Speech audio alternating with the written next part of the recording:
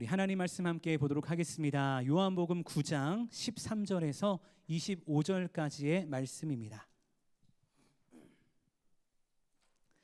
우리 한 목소리로 함께 하나님 말씀 읽도록 하겠습니다. 함께 읽습니다. 그들이 전에 맹인되었던 사람을 데리고 바리새인들에게 갔더라. 예수께서 진흙을 이겨 눈을 뜨게 하신 날은 안식일이라.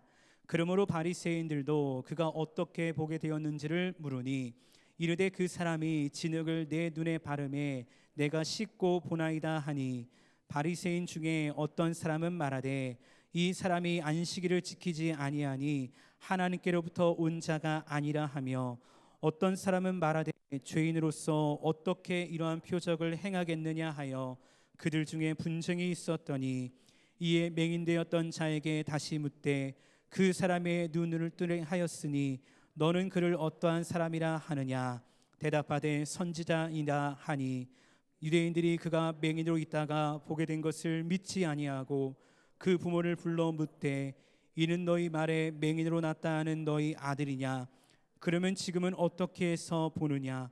그 부모가 대답하여 이르되 이 사람이 우리 아들인 것과 맹인으로 난 것을 아나이다. 그러나 지금 어떻게 해서 보는지 또는 누가 그 눈을 뜨게 하였는지 우리는 알지 못하나이다. 그에게 물어보소서. 그가 장성하였으니 자기 일을 말하리이다. 그 부모가 이렇게 말한 것은 이미 유대인들이 누구든지 예수를 그리스도를 시인하는 자는 출교하기로 결의하였으므로 그들을 무서워함이로라. 이러므로 그 부모가 말하기를 그가 장성하였으니 그에게 물어보소서 하였더라. 이에 그들이 맹인되었던 사람을 두 번째 불러 이르되 너는 하나님께 영광을 돌리라. 우리는 이 사람이 죄인인 줄 아노라. 대답하되 그가 죄인인지 내가 알지 못하나 한 가지 아는 것은 내가 맹인으로 있다가 지금 보는 그것이니이다. 아멘. 네, 반갑습니다. 오늘 이렇게 주일날 우리 성도님들과 함께 말씀을 나누게 되었습니다.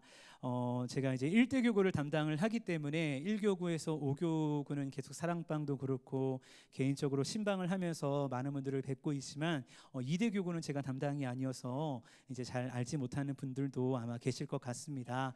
오늘 담임 목사님의 이제 다들 문자를 받으셔서 아시겠지만 이제 코로나 확진으로 인해서 다음 주 목요일까지 이제 격리를 하게 되십니다. 위에서 기도해 주실 때 잘 회복되셔서 건강한 모습으로 또 열심히 또 사역의 현장으로 나오실 수 있도록 기도해 주시기를 바랍니다. 금요일 날 이제 확진이 되셨습니다. 근데 금요일 날 한 오후 4시가 거의 가까이 돼서 이제 확진이 되셨는데 갑자기 이제 제가 주일 날 설교를 하게 된 거죠. 근데 보통 이제 부목사가 부교육자가 설교를 하면 적어도 일주일 전이나 2주일 전이나 이렇게 설교하라 알려줘야 되는데 오후 4시에 전화가 와서 30분 안에 설교를 주보를 넘겨라 라고 연락이 왔습니다. 그러니까 넘겨라 이렇게 목사님 그렇게 말씀하진 않으시지만 그런 상황이 발생이 된 겁니다. 그래서 30분 안에 주보가 마감이 됐다고 1층 한영순 집사님 전화가 오고 막 그런 상황에서 갑작스럽게 본문을 선택하고 이제 어제 또 그저께 이제 말씀을 준비해서 이 자리에 서게 됐는데 하나님께서 말씀하시고 하나님께서 은혜 주시는 그런 시간될 줄로 믿습니다. 오늘 한 가지 아는 것이란 주제를 가지고 말씀을 나누길 원하는데요.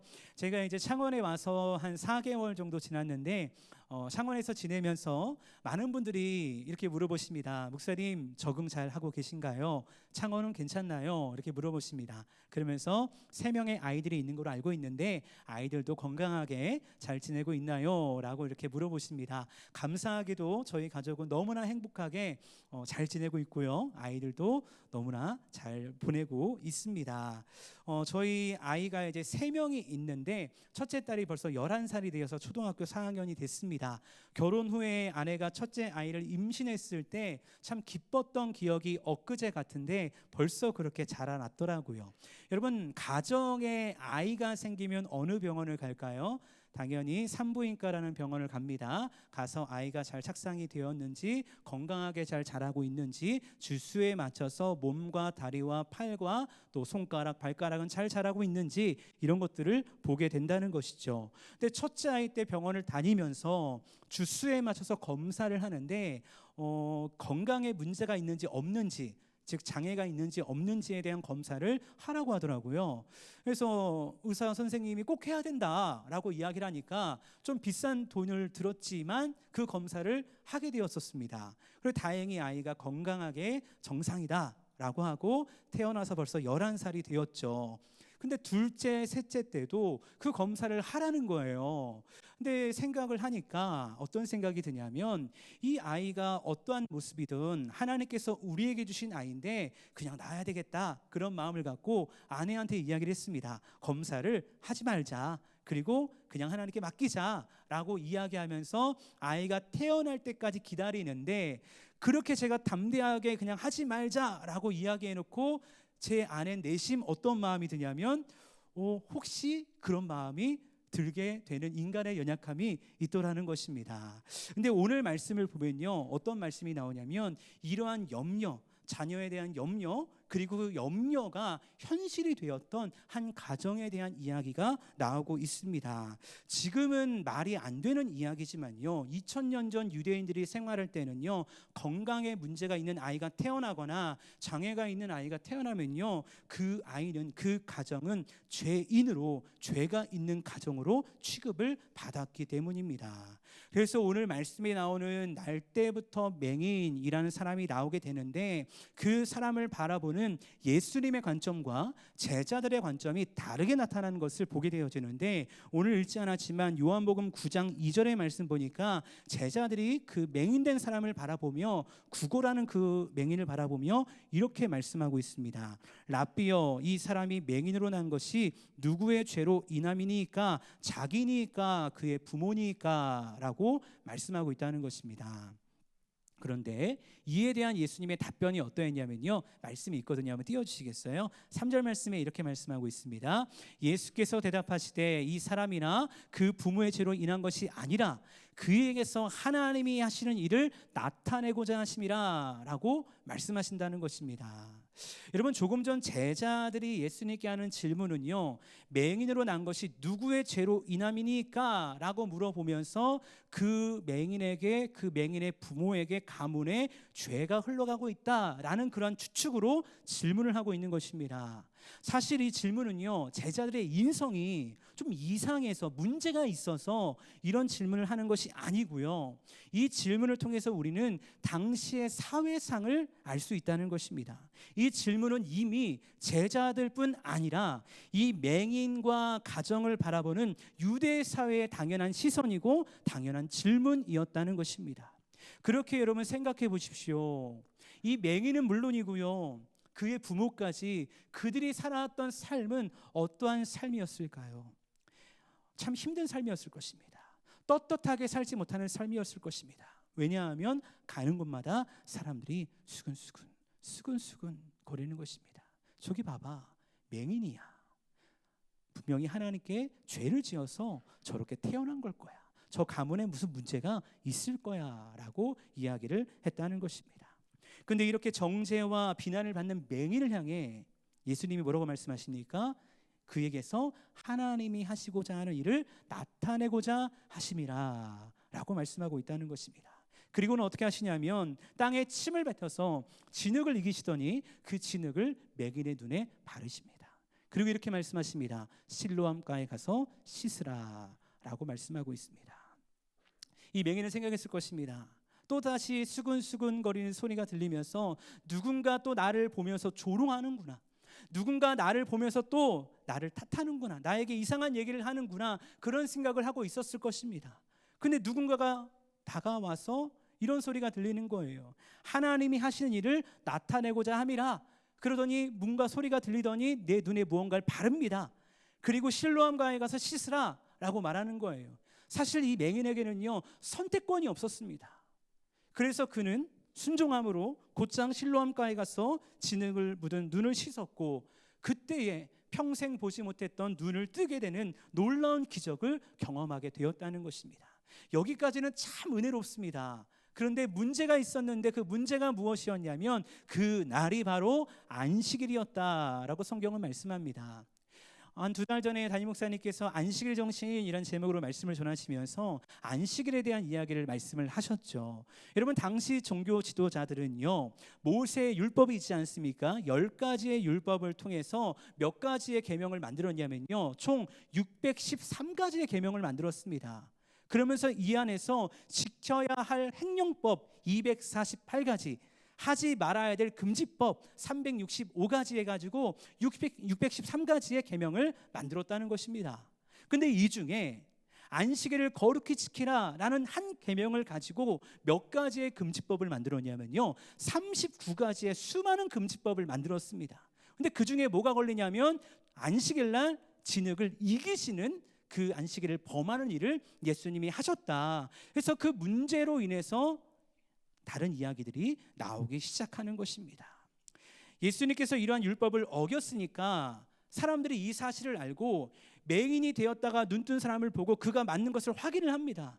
근데 그때도 사람들조차 너가 눈을 떴구나, 축하해주고 격려해주고 위로해주는 것이 아니라, 야, 오늘 안식일인데 네가 감히 눈을 떠? 라고 하며 그 일을 한 예수를 고발하기 위해서 그 맹인을 데리고 누구에게 가냐면요, 바리새인들에게 가서 이 사실을 알리며 고발하는 그런 일들이 일어나게 됩니다.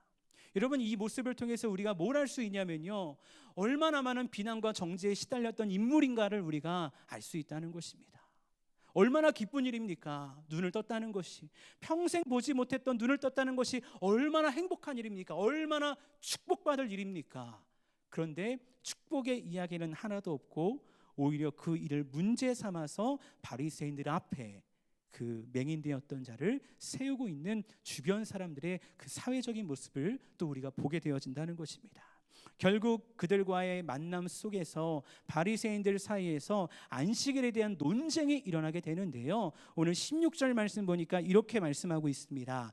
바리새인 중에 어떤 사람은 말하되 이 사람이 안식일을 지키지 아니하니 하나님께로부터 온 자가 아니라 하며, 어떤 사람은 말하되 죄인으로부터 어떻게 이러한 표적을 행하겠느냐 하여 그들 중에 분쟁이 있었더니 라고 말씀하고 있습니다.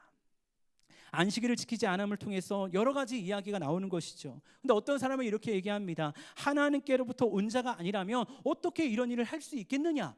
그리고 한편으로는 죄인으로서, 안식일을 범한 죄인으로서 어떻게 이런 표적을 행할 수 있겠느냐라고 하면서 분쟁이 일어나는 삭막한 무서운 분위기가 재현되고 있었다는 것입니다. 근데 이런 상황 속에서 바리새인 한 사람이 이 맹인되었던 사람에게 묻습니다. 그 사람이 내 눈을 뜨게 하였으니 너는 그를 어떠한 사람이라 하느냐라고 묻는 거예요. 그때 이 맹인되었던 사람이 자신 있게 이렇게 대답합니다. 대답하되 선지자니다 라고 고백하게 된다는 것입니다. 사실 여러분, 바리새인들은요, 이미 맹인이 예수님을 통해 고침을 받았다는 소식을요 들었습니다. 근데 그들이 듣고 싶은 대답은 그게 아닌 것입니다. 왜냐하면 안 그래도 예수님의 인기가 자꾸 높아지는데 이 사건을 통해서 다시 한번 예수님의 인기가 높아지면 안 되거든요. 그러니까 바리새인들이 이제는 생떼를 쓰기 시작하면서 어떤 의문을 갖게 되냐면, 이 사람이 날 때부터 맹인이 맞는가? 거짓말한 거 아니야? 사기친 거 아니야? 라고 말하면서 그의 부모를 데려와서 이렇게 말합니다. 오늘 말씀의 18절, 19절 말씀에 이렇게 말씀하고 있습니다. 제가 한번 읽어보겠습니다.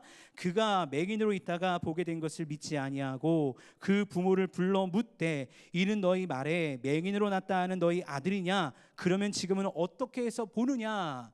라고 부모를 불러다가 질문을 하고 있다는 것입니다. 여러분, 우리가 성경으로만 이 말씀을 보니까 그렇죠, 지금 이 분위기가 어떠할까요? 화기애애할까요? 그렇지 않을 겁니다. 되게 삭막한 분위기입니다. 말 한마디를 잘못하면요, 정말 너무나 어려운 상황을 맞이할 수밖에 없는 너무나 무서운 분위기입니다. 마치 재판장 증인석에 있는 것처럼 말 한마디가 너무나 중요한 상황이 되어 버린 것입니다. 근데 그럴 수밖에 없었던 이유가, 그것은 말 한마디를 잘못하면 유대 사회에서 매장될 수 있기 때문입니다. 그러니까 이런 엄숙한 상황 속에서 부모가 찾아왔어요. 근데 부모가 어떠한 말을 하냐면요, 이런 말을 합니다. 20절 21절 말씀에서 이렇게 말씀합니다. 이 사람이 우리 아들인 것과 맹인으로 난 것을 아나이다. 그러나 지금 어떻게 해서 보는지 또는 누가 그 눈을 뜨게 하였는지 우리는 알지 못하나이다. 그에게 물어보소서. 그가 장성하였으니 자기 일을 말하리이다 라고 말합니다. 그의 부모조차 아들이 눈뜬 것을 기뻐하기는커녕 이 상황에서 내가 어떻게 해야 되지? 내가 어떻게 하면 살아남을 수 있지? 라는 그런 고민 속에서 모든 책임을 누구에게 떠넘기고 있는 것입니까? 아들에게 떠넘기고 있는 것입니다. 결국 이제 이 모든 사건의 책임은 맹인되었다가 눈을 뜨게 된 이 사람에게 다 전가되게 된 것이죠. 그렇게 이 사람의 말 한마디가요, 너무나도 중요한 시점이 되어 버린 것입니다. 오늘 22절 말씀에 보니까 출교를 무서워하여서 그 부모가 그렇게 대답하였다라고 이야기하고 있는데요. 출교라 하는 것은 무엇이었냐면 당시 유대인들의 규율에는요, 두 가지의 파문이 있었다고 합니다. 첫 번째 파문은요, 30일 동안 이렇게 파문하는 것입니다. 30일 동안 그 공동체 안에 들어오지 못하게 하는 그 규율이 첫 번째 규율이었고요. 두 번째는 영구히 추방하는 것입니다. 영구히 이 공동체 안에 들어오지 못하도록 하는 것이 출교라는 것이었습니다. 이렇게 출교를 당하면요, 삶의 모든 측면에서요, 시민생활, 여가생활, 법률과 종교생활에서 완전히 배제되어 버리는 것입니다. 그렇게 출교를 하는 것은 심각한 고립을 의미하는 것이었죠. 근데 앞서 바리새인들을 만났던 맹인의 고백이 무엇이었나요? 맹인은 다 알고 있었어요. 그런데 이렇게 말하는 거예요. 대답하되 선지자입니다. 예수님은 선지자입니다 라고 첫 번째로 고백을 하게 되어진다는 것입니다. 여러분, 바리새인들끼리 분쟁하는 상황입니다. 부모조차 아들에게 모든 일을 뒤집어 씌운 상황입니다. 종교적인 잣대로 심판하려는 바리새인들이 가득히 서 있는 곳입니다. 근데 담대하게 말하는 거예요. 선지자입니다. 그러니까 바리새인들이요, 너무 답답한 거예요. 내가 듣고 싶은 대답은 이게 아닌데 지금 분위기를 장악하면서까지 겁박을 하고 있는데 끝까지 자신들이 원하는 대답을 하지 않자 작전을 바꿉니다. 그러면서 이렇게 말씀합니다. 24절 말씀 가운데서 이에 그들이 맹인되었던 사람을 두 번째 불러 이르되 너는 하나님께 영광을 돌리라. 우리는 이 사람이 죄인인 줄 아노라 라고 말하고 있습니다. 작전을 바꾼 거예요. 이 모든 영광을 누구에게 돌리라? 하나님께 돌리라. 예수라는 그 사람이 한 것이 아니고 하나님이 하신 일이기 때문에 하나님께 영광을 올려드려라 라고 말합니다. 근데 이 말씀에 모순이 있습니다. 어떤 모순이 있을까요? 안식일을 범하였다고 끌고 왔는데 그 안식일에 눈을 뜨게 됐는데 그 영광을 하나님께 돌리라 라고 이야기하는 이상한 모순이 발생하면서 이 바리새인들이 어떻게든 예수를 매장하고 예수의 인기를 내려놓으려고 하는 그 이상한 생각과 이상한 모습을 우리가 말씀을 통해 보게 되어진다는 것입니다. 결국 바리새인들의 목적은 예수의 인기를 높아지지 않게 하는 것이고 안식일을 범한 예수를 죄인으로 낙인시키게 하는 것이었습니다. 근데 맹인도 말이 통하지 않고 그 부모조차 불러 얘기하는데 말을 아끼는 거죠. 너무 두렵기 때문에. 그러니까 이렇게 말하는 겁니다. 하나님께 영광을 올려드려라. 예수를 인정하지 말아라 라고 말하는 것입니다. 근데 이 상황 속에서도 이렇게 타협점을 향해 한 걸음 한 걸음 나아가고 있는데도 이 맹인되었던 이 사람의 고백이 무엇인지 아십니까? 25절 말씀에 이렇게 고백하고 있습니다. 우리 말씀은 같이 한번 읽어보도록 하겠습니다. 함께 읽습니다. 시작. 대답하되 그가 죄인인지 내가 알지 못하나 한 가지 아는 것은 내가 맹인으로 있다가 지금 보는 그것이니이다. 아멘. 나는 알지 못한다. 그 예수가 죄인인지 알지 못한다. 근데 내가 한 가지 아는 게 있다. 그것이 뭐냐면 그 사람이 그 예수가 나를 고쳐줬다는 것입니다. 여러분, 지금 이 맹인이 서 있는 자리는요, 자신을 죽일 수도 있고 자신을 살릴 수도 있는 자리입니다. 어찌 보면 이 맹인 안에는요 그런 마음이 있었을 것 같아요. 보상심리, 그렇지 않습니까? 내가 그동안 잘 못 살아왔어요. 그 유대 공동체 안에서 정말 잘 살고 싶었는데 맹인이란 이유 때문에 잘 살지 못했다는 거예요. 죄인으로 낙인 찍혀서 내 마음대로 내가 하고 싶은 대로 살지 못했다는 거예요. 근데 드디어 눈을 떴습니다. 이제 죄인이 아니에요. 그렇기 때문에 그 공동체 안에서 내가 하고 싶은 것, 내가 그동안 하지 못했던 것들을 마음껏 하면서 사람답게 이 공동체 안에서 하나님의 선민답게 살아갈 수 있는 그런 자격이 주어졌다는 것입니다. 그러면 조금 타협하면서, 그래요, 하나님이 하셨어요. 그렇게 하면서 그 공동체에서 내가 원하는 삶, 내가 기뻐하는 삶, 내가 만족하는 삶 살아가면 좋지 않을까요? 세상이 그렇게 우리를 유혹하지 않을까요? 타협하면서 그 정도만 하면 돼 라고 말하면서 우리를 유혹하지 않을까요? 근데 그때 이 맹인되었던 이 사람의 고백이 무엇입니까? 내가 한 가지 아는 것이 있는데 그것은 예수님이 나를 고쳐주셨다는 거예요. 예수님이 나와 함께 하셨다는 거예요. 여러분, 그렇다면 이런 상황 속에서 맹인이 흔들리지 않았던 이유, 그것이 무엇일까요? 그는요, 예수님으로부터 격려를 받았거든요. 예수님으로부터 치유를 받았거든요. 이 격려와 치유를 통해 그가 발견한 한 가지 진리가 있었거든요. 앞서 말씀드렸던 것처럼 이 당시 유대인들은 그들의 전통적인 관념 안에서 죄로 말미암아 고통, 질병, 그것이 온다라고 생각을 했다는 것입니다. 그렇게 이 맹인이 태어났을 때부터 지금까지 자라나면서 누구에게 좋은 말을 들어봤을까요? 아마 모르긴 몰라도요, 유대 사회에서 수치였을 것입니다. 부모에게조차 버림받은 그런 존재였을 것입니다. 그 누군가가 다가와서 괜찮냐고, 힘내라고 위로하고 격려하는 사람이 없었다는 것입니다. 오히려 누구의 죄 때문에 저렇게 된 것이냐 하며 시험 대상이 되는, 조롱거리가 되는 삶을 살아왔다는 것입니다. 근데 그런 자신에게 예수님이 찾아오신 거죠. 찾아와서 위로와 격려해 준 것만 해도 너무나도 고마운데 진흙을 이기셔서 눈에 바르시고 명령하셨을 때 눈을 뜨게 되는 놀라운 기적을 자신에게 허락해 주셨다는 것입니다. 여러분, 이 놀라운 사랑과 은혜를 경험했는데요, 예수님을 부인할 수 있을까요? 예수님 모른다고 할 수 있을까요? 사랑하는 여러분, 예수님을 진짜 만난 사람들은요 절대로 예수님을 부인하지 않습니다. 예수님을 진짜 만난 사람들은요 예수님을 부끄러워하지 않습니다.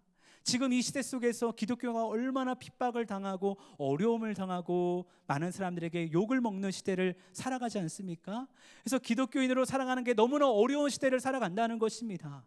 근데 끊임없이 우리가 전도하고 복음을 전하고 태신자를 품고 그들을 위해 기도하며 그들을 교회로 초청해야 되는 이유가 뭘까요? 내 안에 예수가 살아계신 분이기 때문인 줄로 믿습니다.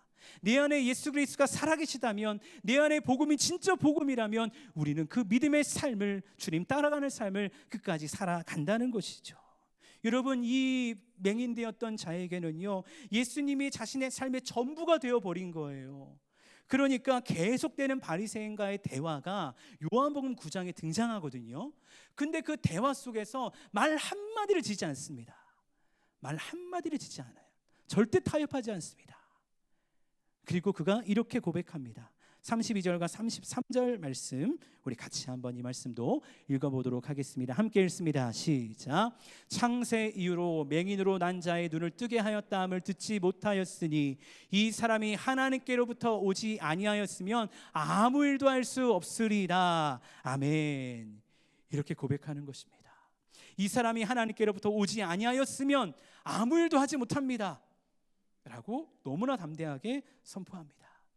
그는 알고 있었습니다. 여기서 내가 이런 말을 하면 어떠한 처분을 받을지, 내가 어떠한 위험에 처해질지, 어떻게 또다시 억울한 일을 당할지 알고 있었습니다. 근데 절대로 그 주님을 부인할 수 없는 것이죠. 이후 예수님께서 이 맹인되었던 자가 쫓겨났다, 출교되었다 라는 소리를 듣게 되어집니다. 그리고 예수님이 이 맹인되었던 자를 찾아가십니다. 그리고 이렇게 말씀하십니다. 35절에서 예수께서 그들이 그 사람을 쫓아냈다는 말을 들으셨더니 그를 만나사 이르시되 내가 인자를 믿느냐라고 말씀하십니다. 맹인되었던 이 사람은요, 실로 암가에서 눈을 뜨지 않았습니까? 그러니까 실제로 자신을 치유해 준 예수님의 얼굴을 이제서야 보게 된 것입니다. 그리고 그 예수님과의 대화 속에서 내가 인자를 믿느냐? 나는 이 음성 앞에 예 주님, 제가 믿습니다. 주여, 내가 믿나이다 하며 믿음의 길을 걸어갔다는 것입니다. 성경에는 더 이상 그에 대한 이야기가 나오진 않습니다. 근데 전승에 의하면 그는 사도들과 함께 부활의 증인이 되어 순교하는 그 자리까지 가서 하나님의 복음을 전하는 귀한 하나님의 사람으로 쓰임받았다라고 말하고 있습니다. 사랑하는 여러분, 오늘 저는 이 말씀을 묵상하고 이 말씀을 준비하면서요, 자꾸 이 단어가, 이 문장이 제 마음에 떠올랐습니다. 그것은요, 한 가지 아는 것이었습니다. 아까도 말씀드렸지만 21세기를 지나면서 참 한국교회가 말하는 것이 있습니다. 또 코로나를 지나면서 한국교회가 말하는 것이 있습니다. 그것이 무엇이냐면요, 위기다, 위기다. 한국교회가 위기다라고 이야기를 한다는 것입니다. 과거 1000만 성도를 자랑했던 한국교회입니다. 그래서 한국이 복음화되었다고 기뻐했던 그때가 우리 모든 분들이 누렸던 그때일 것입니다. 근데 제가 얼마 전에 한국 성결신문의 기사를 봤는데요, 그 기사에 따르면요, 현재 한국교회 개신교 교회를 다니는 인구가 얼마 정도가 되는지 보았더니 771만 명 정도가 된다라는 통계를 보게 되었습니다. 근데 여기서 충격적인 이유가 뭔지 아십니까? 771만 명 중에서 모두가 교회를 다니는 게 아니에요. 그 중에 가나안 성도라는 사람들이 있습니다. 혹시 가나안 성도라는 얘기를 들어보셨나요? 가나안 거꾸로 하면 안 나가 그거거든요. 이게 개그 치시는 게 아니고요, 실제로 너무나 진지하게 지금 신학계에서도 이 가나안 성도 때문에 벌써 20년 전부터 이 가나안 성도를 어떻게 교회를 끌고 올까, 어떻게 다시 복음으로 세울까를 고민해서 실천신학 쪽에서는요, 가나안 성도에 대한 논문이 너무나 많이 나와 있습니다. 책도 있고요. 예수를 믿는다고 말하지만 교회를 다닌다고, 예수를 내가 안다고 말하지만 교회를 나가지 않는 거예요. 그 사람들을 가나안 성도라고 말한다는 것입니다. 근데 통계를 보니까 771만 명 중에서 가나안 성도가 몇 명이나 될까요? 몇 명 정도 될 것 같으세요? 몇 명 되냐면요, 226만 명입니다. 예, 별로 안 놀라시네요. 예, 저는 되게 놀랐는데 226만 명. 그러니까 실제로 771만 명 중에서 교회를 다니고 신앙생활을 하고 있는 사람이 545만 명밖에 되지 않는다라는 그런 기사를 보게 되었다는 것입니다. 물론 이런 결과가 나오기까지 수많은 이유가 있었겠죠. 근데 저는 오늘 말씀을 통해서 이런 이야기를 나누고 싶습니다. 예수님 외에 너무나 많은 것을 알고 있기 때문에, 예수님 외에 너무나 많은 것들로 우리가 채움받고 싶어 하기 때문에 이런 문제가, 이런 어려움들이 생겨나는 것이 아닐까. 사실 우리가 만약 세상적인 기준으로 살아간다면요, 예수를 믿어야 하는 이유보다 예수를 믿지 않아야 될 이유가 더 많을 것입니다. 오늘 이 주일 예배 나오는 것도 마찬가지 아닐까요? 세상의 가치관이 우리 안에 가득하다면 우리가 주일 예배에 나올 수 있는 이유는 별로 없다는 것입니다. 왜냐하면 예수를 믿음으로 말미암아, 예배드리로 말미암아 이 황금 같은 주말에 이 예배 시간에 나의 귀중한 소중한 시간을 빼앗긴다면 손해보는 일들이 많이 있거든요. 그게 세상의 가치관이고 세상의 관념이거든요. 근데 그럼에도 불구하고요, 오늘 이 자리에 나온 우리가 예수를 믿고 따라야 되는 이유가 있다면 그것이 무엇이어야 할까? 저는 소원하기는 그 이유가 오늘 말씀에 나오는 이 맹인의 고백이 될 수 있기를 주님의 이름으로 축복합니다. 맹인의 고백이 무엇입니까? 내가 아는 것 단 한 가지, 오직 예수 그리스도 한 분입니다. 이것이 우리의 고백이 될 수 있기를 간절히 주님의 이름으로 축복합니다. 여러분, 그래야 이 자리에 있는 우리가요, 온전한 예배자 되어서 예수 그리스도를 정말 나의 주로 고백하며 기쁨의 예배를 드릴 수 있는 것입니다. 그 예수님으로 말미암아 감사의 예배를 드릴 수 있는 것입니다. 그리고 그 주님으로 말미암아 우리가 세상 속에서 진정한 그리스도인으로, 진짜 하나님의 사람으로 우리가 쓰임받을 수 있다는 것입니다. 사랑하는 여러분, 여러분의 삶 한번 생각해 봤으면 좋겠습니다. 예수님이면, 주님이면 충분하십니까?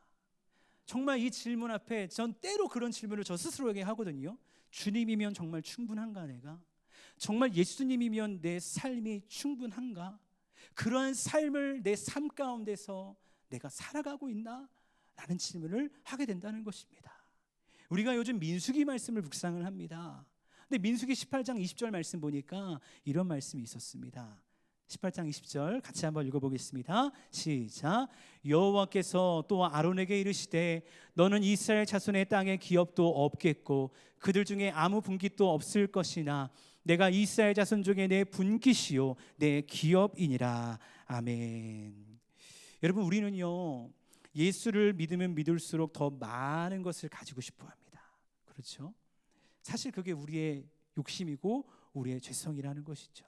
사실 한국교회가 엄청 부흥했던 그때에 한국교회가 한국 사람들을 향해 외쳤던 구호가 무엇입니까? 예수 믿고 복 받으세요, 예수 믿고 잘 사세요 라고 이야기했다는 것입니다. 물론 맞는 말이죠. 그런데 틀린 말이기도 합니다. 여러분, 하나님께서 제사장으로 삼으신 아론에게, 그리고 더 나아가 그 아론의 지파였던 레위 지파에게 무엇을 말씀하십니까? 너희에게는 땅의 기업도 없겠고 분깃도 없을 것이나 라고 말씀하십니다. 예수님을 사랑하면 사랑할수록 더 많은 것으로 우리의 삶이 채워지는 것이지만 꼭 세상의 것으로 채워지는 것은 아니라는 것입니다. 오히려 없을 때도 있다는 것입니다. 근데 그 없음이 우리에게 왜 은혜인 줄 아십니까? 그 없음을 통해 하나님께서 우리의 삶을 일용할 양식으로 채워주시기 때문입니다. 오늘 말씀 가운데 이 민수기 18장 말씀이 왜 은혜인 줄 아십니까? 하나님께서 말씀하셨거든요. 네가 없고 없겠지만 내가 너에게 전부가 되어 줄게 라고 우리 주님이 말씀하신다는 것입니다. 여러분, 정말 주님이 우리의 전부가 된다면 그것이 우리에게 행복한 일이 될까? 한번 우리 스스로 질문해 보기 원한다는 것입니다. 오늘을 살아가는 우리의 믿음 생활의 어려움이 무엇일까요? 더 정확히 말하면 우리는 왜 예수님을 온전히 따라가지 못할까요? 너무나 많은 것을 알고 있거든요. 너무나 많은 것으로 채워지기를 원하고 있거든요. 우리가 예수를 믿어야 구원받는다는 것도 알지만 예수를 믿는 삶을 살다가 세상의 많은 것을 포기해야 한다는 것도 알고 있습니다. 그래서 우리는 모든 것에 가치를 매깁니다. 그 가치 속에서 저울질합니다. 무엇이 나의 삶에 있어서 더 큰 행복을 가져다 줄까라고 고민하면서 말이죠. 근데 여러분 기억하십시오. 예수 그리스도만이요 우리의 삶의 참된 행복과 만족과 기쁨이 되어 주십니다. 소원하기는 오늘 주일날 예배하는 우리 성도님들이요 그 예수님으로부터 흘러나오는 그 기쁨과 은혜를 경험할 수 있는 그리스도인 될 수 있기를 간절히 주님의 축복합니다. 성경에 있는 수많은 축복과 이야기들이 하나의 이야기로 다른 사람의 이야기로 들려지는 것이 아니라 오늘 예배하고 오늘 예수를 따르기를 결단하는 우리의 이야기, 우리의 간증, 우리의 축복될 수 있기를 간절히 주님의 이름으로 축복합니다. 여러분, 예수님은요 우리의 삶의 필요 조건이 아니십니다. 내가 필요할 때만, 내가 힘들 때만 도와주세요 도와주세요 하는 분이 아니라는 것입니다. 물론 그럴 때도 하나님이 도와주시지만 예수님은요 우리의 삶에 충분 조건이 되시는 좋으신 분인 줄로 믿습니다. 근데 여러분 그거 아십니까? 우리는 본래요 하나님 한 분만으로 만족하는 존재였다는 것입니다. 최초의 인간이었던 아담과 하와를 기억하시죠? 그들은요 어떤 인류도 경험하지 못했던 에덴 동산이라는 너무 기쁨과 은혜가 있는 장소에서 하나님과 함께 했습니다. 그렇다면 이들이 그런 기쁨과 은혜를 누릴 수 있었던 이유가 무엇일까요? 에덴 동산은 하나님이 다스리는 곳인 동시에 모든 자연 만물이 하나님 한 분만으로 만족하는 존재였기 때문입니다. 그런데 이 기쁨이요, 이 은혜가요, 무엇 때문에 깨져버립니까? 인간의 죄로 인해 깨져버립니다. 기쁨과 환희가 가득했던 장소가요, 걱정과 염려와 두려움의 장소로 바뀌게 되어버립니다. 하나님 한 분만으로 만족했던 인간이요 이제는 하나님이 아닌 다른 것으로, 세상 것으로 만족하려고 노력하지만 그 어디에서도 만족을 찾을 수 없는 인간의 연약함을 발견하는 그 무지함을 보게 되어진다는 것입니다. 그래서 인간은 죄인이 되었고 그 죄로 인해 인간은 그 지옥 형벌, 영원한 형벌을 받을 수밖에 없었다라고 성경은 우리를 향해 증언하고 있습니다. 근데 누가 오신 것입니까? 누가 이 은혜와 기쁨을 회복하기 위해 이 땅에 오신 것입니까? 바로 예수 그리스도께서 이 땅에 오신 것입니다. 그냥 오셔서 내가 왕이다, 내가 하나님의 아들이다 떵떵거리며 자신의 권위를 내세우며 살아오셨던 것이 아니고요, 예수님은 철저하게 종의 모습으로 이 땅에 오셔서 이 땅에 있는 죄인들을 섬기셨고 사랑하셨고 위로해 주셨고 십자가의 죽으심으로 모든 사랑을 확증하셨다는 것입니다.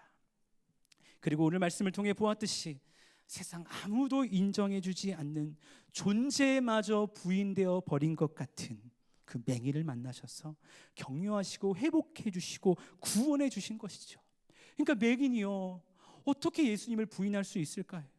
이 맹인이 예수를 나의 구주 삼고 세상과 나는 간 곳 없고 오직 구속한 주님만 보입니다. 이 고백으로 그 무서운 공회 앞에, 바리새인들 앞에, 사람들의 시선 앞에 그럼에도 불구하고 예수님을 나의 주로 고백하며 예수 그리스도의 놀라운 사랑과 은혜를 선포하는 하나님의 사람으로 끝까지 걸어갔다는 것, 우리가 알게 되었다는 것입니다. 여러분, 예수 그리스도의 놀라운 사랑을 받은 우리, 여러분, 그러면 우리는 어떠한 삶을 살아가야 할까요? 여러분, 어찌 보면 연약함이 많으면 많을수록 이 은혜를 경험하게 되어지는 것 아닐까요? 그렇다고 했을 때 우리의 연약함을 가지고 우리가 얼마나 하나님께 나아가고 있습니까? 그리고 하나님께 나아갔을 때 그 하나님의 은혜로, 예수 그리스도의 은혜로 얼마나 위로받고 격려받고 축복받는 그 은혜의 삶을 우리가 살아가고 있는지 우리 자신에게 질문해 보기 원합니다. 사랑하는 여러분, 2000년 전 이 땅에 오셔서 너무나 따뜻한 사랑과 은혜로 축복해 주신 예수님은요, 지금도 이곳에 우리와 함께 하시는 줄로 믿습니다. 그분은 우리가 처한 상황과 환경, 우리의 모든 힘든 마음까지도 아신다는 거예요. 그분은 우리의 마음을 공감하시기에 함께 울고 함께 울어주며 우리를 치유해 주기를 원하신다는 것입니다. 오늘 이곳에서 그 주님을 찾는 시간 되길 원합니다. 이곳에서 그 주의 은혜를 경험하는 시간 되길 원합니다. 그래서 그 은혜로 말미암아 월요일부터 토요일까지 우리의 삶이 정말 예수님과 상관없는 삶을 사는 사람이 아니라 어느 곳에 서 있던 내가 아는 한 가지, 바로 예수 그리스도, 그분이 나의 구주십니다, 그분이 나의 모든 것입니다 라고 선포하는 그리스도인의 삶을 살아갈 수 있는 저와 여러분 모두가 될 수 있기를 주님의 이름으로 축복합니다. 오늘 예배를 통해 함께 기도하며 나아갈 때 이렇게 결단하며 고백하면 어떨까요? 예수님, 내가 예수님을 더 알길 원합니다. 예수님을 더 알길 원합니다. 이전에 경험했던 그 예수님도 너무나 감사했지만 지금 그 주님을 더 알아가고 주님 앞에 한 걸음 한 걸음 나아가길 원합니다. 내 삶 가운데 찾아오셔서 주님의 일을 이루어 주옵소서라고 고백하며 이 시간 찬양하며 기도하는 시간 되었으면 좋겠습니다. 우리 시간 함께 찬양 하나 하고요, 함께 기도하는 시간 갖도록 하겠습니다. 오직 주의 사랑에 매여 란 찬양 함께 드리며 하나님 그 주의 사랑에 매여 주님 예배하며 찬양하길 원합니다. 그렇게 고백하며 하나님께 나아가겠습니다. 오직 주의 사랑에 매여 내 영 기뻐 노래합니다. 이 소망의 언덕 기쁨의 땅에서 주께 사랑 드립니다. 오직 주의 임재, 오직 주의 임재 안에 갇혀 내 영 기뻐 찬양합니다. 이 소명의 언덕 거룩한 땅에서 주께 경배드립니다. 주께서 주신 모든 은혜 나는 말할 수 없네. 내 영혼 즐거이 주 따르렵니다. 주께 내 삶들이, 우리 다시 한번 고백하며 나아갑니다. 오직 주의 사랑에 매여 내 영 기뻐 노래합니다. 기뻐 노래합니다.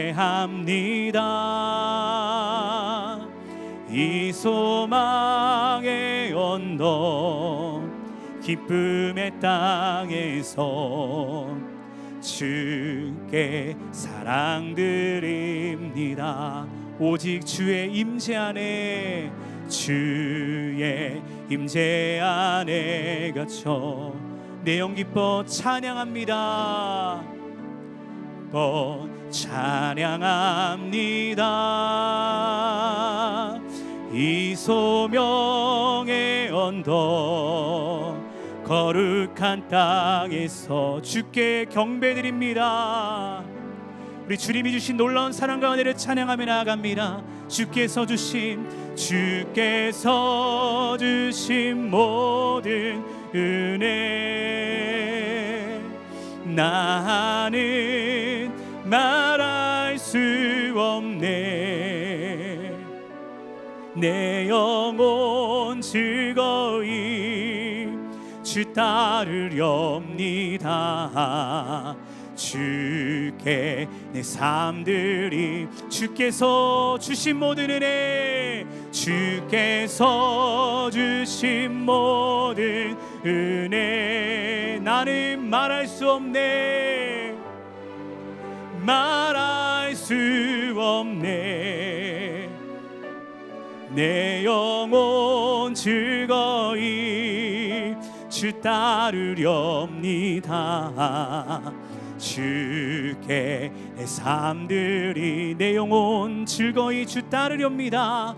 내 영혼 즐거이 주 따르렵니다. 주께 내 삶들입니다. 사랑하는 여러분, 이 시간 함께 기도하며 나아가기를 소원합니다. 여러분, 우리가 즐거이 주를 따르지 못하고 있다면요, 즐거이 예배하지 못하고 즐거이 헌신하지 못하고 있다면 그것은 무엇을 반증하는 것이냐면요, 내 안에 하나님의 은혜가 식어지고 있다는 것입니다.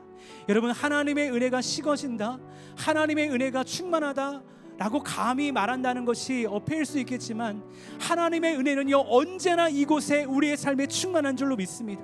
문제는 무엇이냐면 그 은혜를 은혜로 바라보지 못하는 나의 마음, 나의 생각, 나의 시선이 문제라는 것입니다. 하나님, 주님의 은혜가 날마다 우리 안에 충만한 줄로 믿는데 그 은혜를 날마다 경험하는 그리스도인의 삶을 살게 하여 주시옵소서.